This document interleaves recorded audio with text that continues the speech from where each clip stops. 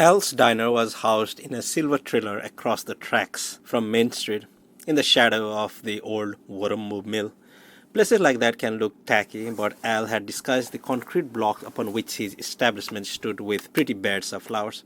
There was even a neat square of lawn, which he barbered himself with an old push-type lawnmower. The lawnmower was as well tended as the flowers and the lawn, not a speck of rust on the wearing brightly painted blades. It might have been purchased at the local Western Auto store the week before, if there had still been a Western Auto in the Falls, that was.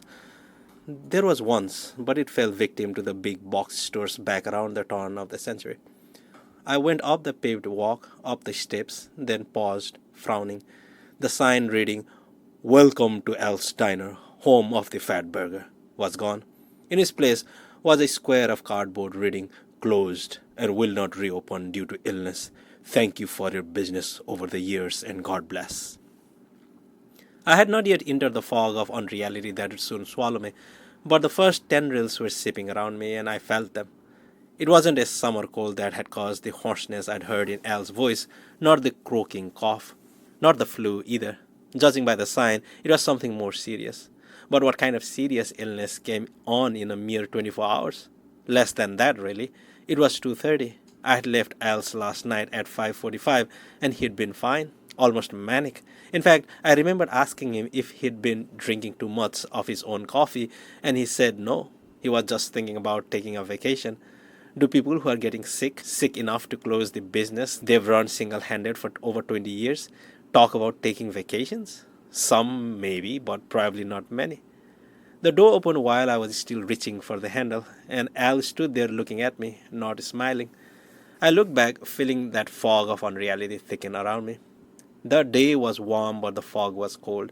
At that point, I still could have turned and walked out of it, back into the June sunshine, and part of me wanted to do that, mostly though I was frozen by wonder and dismay. Also horror, I might as well admit it, because serious illness does horrify us, doesn't it? And Al was seriously ill. I could see that in a single glance, and mortally was probably more like it. It wasn't just that his normally ruddy cheeks had gone slack and sallow, it wasn't the rheum that coated his blue eyes, which now looked washed out and nearsightedly peering. It wasn't even his hair, formerly almost all black, and now almost all white. After all, he might have been using one of those vanity products and decided on the spur of the moment to shampoo it out and go natural. The impossible part was that in the 22 hours since I had last seen him, Al Templeton appeared to have lost at least 30 pounds, maybe even 40, which could have been a quarter of his previous body weight. Nobody loses 30 or 40 pounds in less than a day. Nobody. But I was looking at it, and this, I think, is where the fog of unreality swallowed me whole. Al smiled, and I saw he had lost teeth as well as weight. His gums looked pale and unhealthy. "How do you like the new me, Jake?" And he began to cough, thick, churning sounds that came from deep inside him. I opened my mouth. No words came out. The idea of flight came again to some craven, disgusted part of my mind, but even that part had been in control. I couldn't have done it. I was rude to the spot. Al got the coughing under control and pulled a handkerchief from his back pocket. He wiped first his mouth and then the palm of his hand with it before he put it back. I saw it was streaked with red. "Come in," he said. "I've got a lot to talk about, and I think you're the only one who might listen. Will you listen?" "Al," I said. My voice was so low and strengthless I could hardly hear it myself. "What's happened to you?" "Will you listen?" "Of course." "You'll have questions, and I'll answer as many as I can, but try to keep them to a minimum. I don't have much voice left. Hell, I don't have much strength left. Come on in here." I came in. The diner was dark and cool and empty. The counter was polished and crumbless. The chrome on the stools gleamed. The coffee urn was polished to a high gloss. The sign reading, "If you don't like our town, look for a timetable," was in its accustomed place by the Sweden register. The only thing missing was the customers. Well, and the cook, proprietor, of course.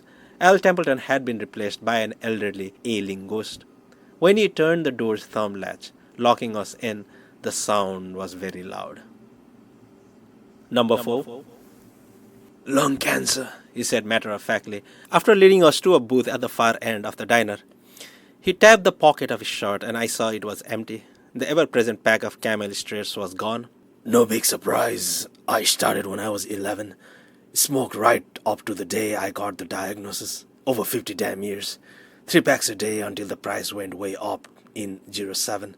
Then I made a sacrifice and got back to 2 a day. He laughed wheezily. I thought of telling him that this math had to be wrong because I knew his actual age. When I'd come in one day in the late winter and asked him why he was working the grill with a kid's birthday hat on, he had said, Because today I am 57, buddy, which makes me an official Heinz. But he'd asked me not to ask questions unless I absolutely had to, and I assumed the request included not butting in to make corrections. If I were you, and I wish I was, although I'd never wish being me on you, not in my current situation, I'd be thinking, something's screwy here. Nobody gets advanced lung cancer overnight. Is that about right? I nodded. That was exactly right. The answer is simple enough. It wasn't overnight. I started coughing my brains out about 7 months ago, back in May. This was news to me. If he'd been doing any coughing, it hadn't been while I was around. Also, he was doing that bad math thing again. Al, hello, it's June. 7 months ago, it was December. He waved a hand at me, the fingers thin, his Marine Corps ring hanging on a digit that used to clasp it cozily, as if to say, pass that by for now, just pass it. At first I thought I just had a bad cold, but there was no fever, and instead of going away, the cough got worse. Then I started losing weight. Well, I ain't stupid, buddy, and I always knew the big C might be in the cards for me. Although my father and mother smoked like goddamn chimneys and lived into their 80s, I guess we always find excuses to keep on with our bad habits, don't we? He started coughing again and pulled out the handkerchief. When the hacking subsided, he said, I can't get off on a sidetrack, but I've been doing it my whole life and it's hard to stop. Harder than stopping with the cigarettes, actually. Next time I start wandering off course, just kind of saw a finger across your throat, would you? Okay, I said, agreeably enough. It had occurred to me by then that I was dreaming all of this. If so, it was an extremely vivid dream, right down to the shadows thrown by the revolving ceiling fan marching across the placemats reading, Our most valuable asset is you. Long story short, I went to a doctor and got an x-ray, and there they were, big as Billy be damned, 2 tumors, advanced necrosis, inoperable. An x-ray, I thought. Did they still use those to diagnose cancer? I hung in for a while, but in the end, I had to come back. From where? Lewiston? Central Maine General? From my vacation. His eyes looked fixedly at me from the dark hollows into which they were disappearing. Except it was no vacation. Al, none of this makes any sense to me. Yesterday you were here, and you were fine. Take a good close look at my face. Start with my hair and work your way down. Try to ignore what the cancer's doing to me. It plays hell with a person's looks, no doubt about that. And then tell me I'm the same man you saw yesterday. Well, you obviously washed the dye out. Never used any. I won't bother directing your attention to the teeth I lost while I was, away. I know you saw those. You think an X-ray machine did that? Or strontium-90 in the milk? I don't even drink milk, except for a splash in my last cup of coffee of the day. Strontium what? Never mind. Get in touch with your, feminine side. Look at me the way women look at other women when they're judging age. I tried to do what he said, and while what I observed would never have stood up in court, it convinced me. There were webworks of lines spraying out from the corners of his eyes, and the lids had the tiny, delicately ruffled wrinkles you see on people who no longer have to flash their senior discount cards when they step up to the multiplex box office. Skin grooves that hadn't been there yesterday evening now made sine waves across Al's brow. 2 more lines, much deeper ones, bracketed his mouth. His chin was sharper, and the skin on his neck had grown loose. The sharp chin and the wattled throat could have been caused by Al's catastrophic weight loss, but those lines. And if he wasn't lying about his hair, he was smiling a little. It was a grim smile, but not without actual humor, which somehow made it worse. Remember my birthday last March? Don't worry, Al, you said. If that stupid party hat catches on fire while you're hanging over the grill, I'll grab the fire extinguisher and put you out. Remember that? I did. You said you were an official Heinz? So I did. And now I'm 62. I know the cancer makes me look even older, but this and this. He touched his forehead, then the corner of one eye. These are authentic age tattoos, badges of honor in a way. Al, can I have a glass of water? Of course. Shock, isn't it? He looked at me sympathetically. You're thinking, either I'm crazy, he's crazy, or we both are. I know I've been there. He levered himself out of the booth with an effort, his right hand going up beneath his left armpit, as if he were trying to hold himself together somehow. Then he led me around the counter. As he did so, I put my finger on another element of this unreal encounter. Except for the occasions when I shared a pew with him at St. Cyril's. These were rare, although I was raised in the faith. I'm not much of a Catholic, or happened to meet him on the street. I had never seen Al out of his cook's apron. He took a sparkling glass down and drew me a glass of water from a sparkling chrome-plated tap. I thanked him and turned to go back to the booth, but he tapped me on the shoulder.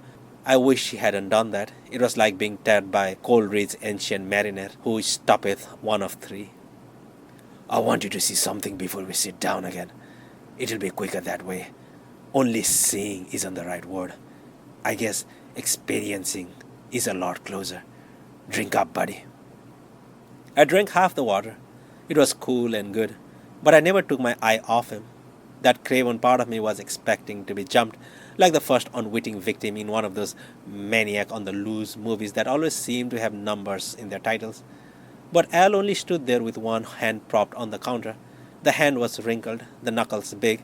It didn't look like the hand of a man in his 50s, even one with cancer. And did the radiation do that? I asked suddenly. Do what? You have a tan, not to mention those dark spots on the backs of your hands. You get those either from radiation or too much sun. Well, since I haven't had any radiation treatments that lifts the sun, I've gotten quite a lot of it over the last 4 years. So far as I knew, Al had spent most of the last 4 years flipping burgers and making milkshakes under fluorescent lights, but I didn't say so. I just drank the rest of my water. When I set the glass down on the Formica counter, I noticed my hand was shaking slightly. Okay, what is it you want me to say or to experience?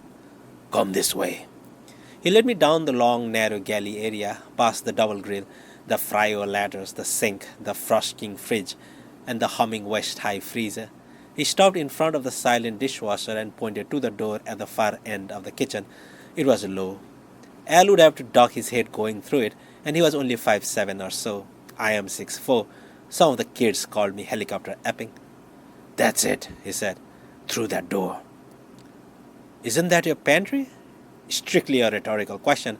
I'd seen him bring out enough cans, sacks of potatoes, and bags of dry goods over the years to know damn well what it was. Al seemed not to have heard. Did you know I originally opened this joint in Auburn? No. He nodded, and just that was enough to kick off another bout of coughing. He stifled it with the increasingly gruesome handkerchief.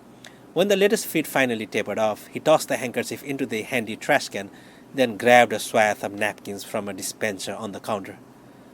It's an Aluminaire, made in the 30s, and as Art Deco as they come. Wanted one ever since my dad took me to the Chat and Chew in Bloomington, back when I was a kid. Bought it fully outfitted and opened up on Pine Street. I was at that location for almost a year, and I saw that if I stayed, I'd be bankrupt in another year. There were too many other quick bite joints in the neighborhood. Some good, some not so good, all of them with their regulars. I was like a kid fresh out of law school who hangs out his shingle in a town that already has a dozen well-established shisters. Also in those days, Al's famous fat burger sold for $2.50. Even back in 1990, 2.5 was the best I could do. Then how in hell do you sell it for less than half that now? Unless it really is cat. He snorted, a sound that produced a phlegmy echo of itself deep in his chest. Buddy, what I sell is 100% pure American beef, the best in the world. Do I know what people say? Sure. I shrugged it off. What else can you do? Stop people from talking? You might as well try to stop the wind from blowing. I ran a finger across my throat. Al smiled. Yeah, getting off on one of those sidetracks. I know, but at least this one's part of the story. I could have kept beating my head against the wall on Pine Street, but Yvonne Templeton didn't raise any fools. Better to run away and fight again some other day, she used to tell us kids. I took the last of my capital, wheedled the bank into loaning me another $5,000, don't ask me how, and moved here to the Falls. Business still hasn't been great, not with the economy the way it is, and not with all that stupid talk about Al's cat burgers or dog burgers or skunk burgers or whatever tickles people's fancy. But it turns out I'm no longer tied to the economy the way other people are. And it's all because of what's behind that pantry door. It wasn't there when I was set up in Auburn. I'd swear to that on a stack of Bibles 10 feet high. It only showed up here. What are you talking about? He looked at me steadily from his watery, newly old eyes. Talking's done for now. You need to find out for yourself. Go on, open it. I looked at him doubtfully. Think of it as a dying man's last request, he said. Go on, buddy. If you really are my buddy, that is. Open the door. 5. I'd be lying if I said my heart didn't kick into a higher gear when I turned the knob and pulled. I had no idea what I might be faced with, although I seem to remember having a brief image of dead cats skinned and ready for the electric meat grinder. But when Al reached past my shoulder and turned on the light, what I saw was, well, a pantry. It was small and as neat as the rest of the diner. There were shelves stacked with big restaurant-sized cans on both walls. At the far end of the room, where the roof curved down, were some cleaning supplies, although the broom and mop had to lie flat because that part of the cubby was no more than 3 feet high. The floor was the same dark gray linoleum as the floor of the diner, but rather than the faint odor of the cooked meat, in here there was the scent of coffee, vegetables, and spices. There was another smell, too, faint and not so pleasant. Okay, I said. It's the pantry, neat and fully stocked. You get an A in supply management if there is such a thing. What do you smell? Spices, mostly. Coffee, maybe air freshener too. I'm not sure. Uh-huh. I use Glade because of the other smell. Are you saying you don't smell anything else? Yeah, there's something. Kind of sulfury. Makes me think of burned matches. It also made me think of the poison gas I and my family had put out after my mom's Saturday night bean suppers, but I didn't like to say so. Did cancer treatments make you fart? It is sulfur. Other stuff, too. None of it. Channel number 5 is the smell of the mill, buddy. More craziness, but all I said, in a tone of absurd cocktail party politeness, was, Really? He smiled again, exposing those gaps where teeth had been the day before. What you're too polite to say is that Warumba has been closed since Hector was a pup. That, in fact, is mostly burned to the ground back in the late 80s. And what's standing out there now? He jogged a thumb back over his shoulder. Is nothing but a meal outlet store. Your basic vacation land tourist stop, like the Kennebec Fruit Company during Moxie days. You're also thinking it's about time you grabbed your cell phone and called for the men in the white coats. That about the size of it, buddy? I'm not calling anybody because you're not crazy. I was far from sure of that. But this is just a pantry, and it's true that Warumba Mills and Weaving hasn't turned out a bolt of cloth in the last quarter century. You aren't going to call anybody. You're right about that, because I want you to give me your cell phone, your wallet, and all the money you have in your pockets, coins included. It ain't a robbery. You'll get it all back. Will you do that? How long is this going to take, Al? Because I've got some honored themes to correct before I can close up my grade book for the school year. It'll take as long as you want, he said, because it'll only take 2 minutes. It always takes 2 minutes. Take an hour and really look around if you want. But I wouldn't. Not the first time, because it's a shock to the system. You'll see. Will you trust me on this? Something he saw on my face tightened his lips over that reduced set of teeth. Please, please, Jake. Dying man's last request. I was sure he was crazy, but I was equally sure that he was telling the truth about his condition. His eyes seemed to have retreated deeper into their sockets in the short time we'd been talking. Also, he was exhausted. Just about 2 dozen steps from the booth at one end of the diner to the pantry at the other had left him swaying on his feet. And the bloody handkerchief, I reminded myself. Don't forget the bloody handkerchief. Also, sometimes it's just easier to go along, don't you think? Let go and let God, they like to say in the meetings my ex-wife goes to. But I decided this was going to be a case of let go and let Al. Up to a point, at any rate. And hey, I told myself you have to go through some rigmarole than this just to get on an airplane these days. He isn't even asking me to put my shoes on a conveyor. I unclipped my phone from my belt and put it on top of a canned tuna carton.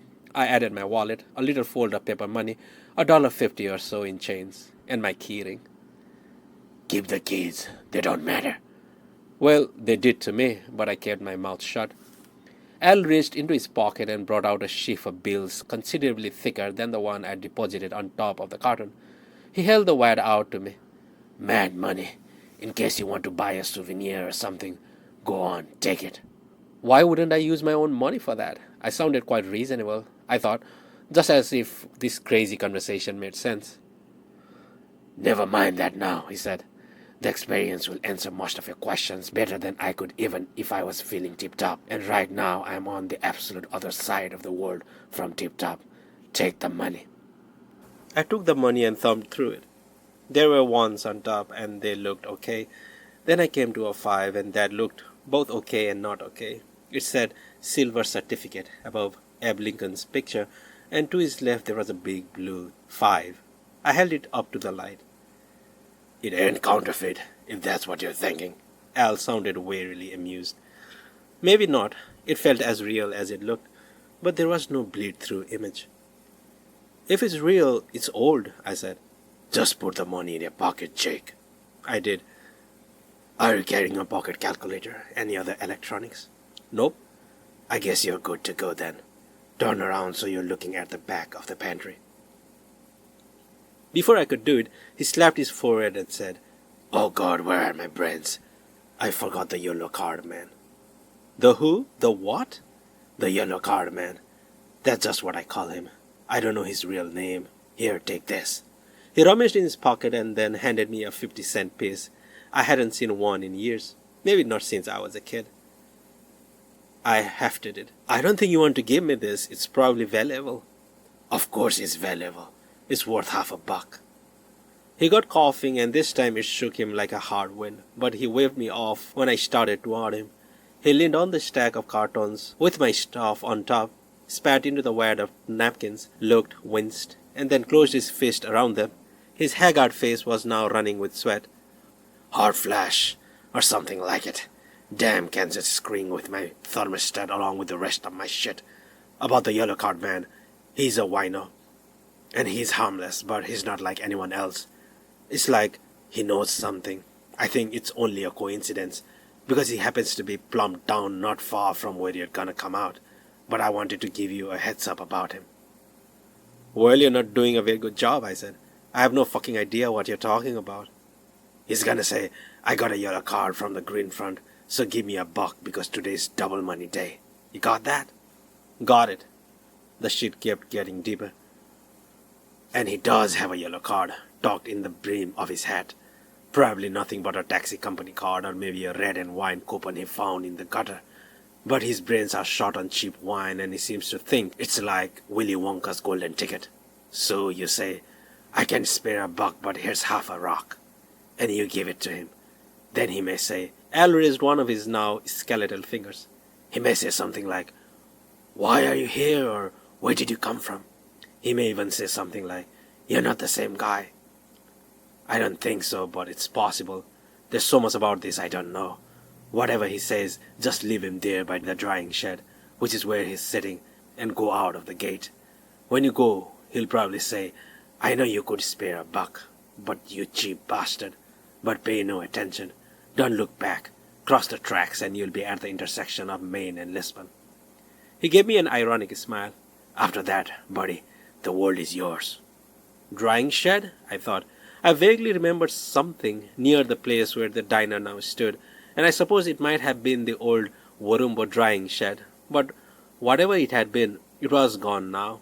If there had been a window at the back of the Illumineer's cozy little pantry, it would have been looking out on nothing but a brick courtyard and an outerwear shop called Your Main Snuggery. I had treated myself to a North Face parka there shortly after Christmas and got it at a real bargain price. Never mind the drying shed. Just remember what I told you. Now turn around again, that's right, and take 2 or 3 steps forward. Little ones, baby steps. Pretend you're trying to find the top of a staircase with all the lights out. Careful, like that. I did as he asked, feeling like the world's biggest dope, 1 step, lowering my head to keep from scraping it on the aluminum ceiling, 2 steps, now actually crouching a little. A few more steps, and I'd have to get on my knees. That I had no intention of doing, dying man's request or not. Al, this is stupid. Unless you want me to bring you a carton of fruit cocktail or some of these little jelly packets, there's nothing I can do in That was when my foot went down, the way your foot does when you're starting down a flight of steps. Except my foot was still firmly on the dank grey linoleum floor, I could see it. There you go, Al said. The gravel had gone out of his voice, at least temporarily. The words were soft with satisfaction. You found it, buddy. But what had I found? What exactly was I experiencing? The power of suggestion seemed the most likely answer, since no matter what I felt, I could see my foot on the floor. Except, you know how on a bright day you can close your eyes and see an after image of whatever you were just looking at? It was like that. When I looked at my foot, I saw it on the floor. But when I blinked, either a millisecond before or a millisecond after my eyes closed, I couldn't tell which, I caught a glimpse of my foot on a step. And it wasn't in the dim light of a 60-watt bulb either. It was in bright sunshine. I froze. Go on, Al said. Nothing's gonna happen to you, buddy. Just go on. He coughed harshly, then said in a kind of desperate growl, I need you to do this. So I did. God help me. I did.